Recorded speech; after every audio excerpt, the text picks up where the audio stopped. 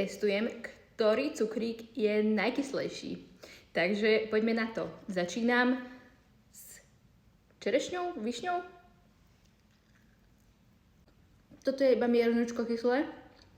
Takže kyslosť hodnotím 3 z 10. Nie chuť, ale kyslosť hodnotím 3 z 10. Ideme ďalej. Teraz tu máme Coca-Colu, ale veľkú. Máme tu ešte malú.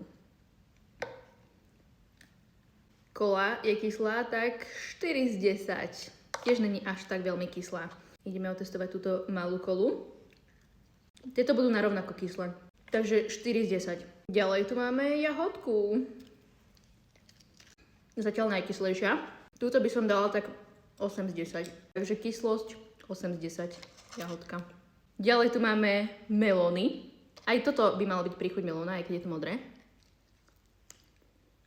Kyslosť by som povedala, že je zarovno tohto, takže 3 z 10. A posledné, červený melónik. Ten je trošku kyslejší ako modrý.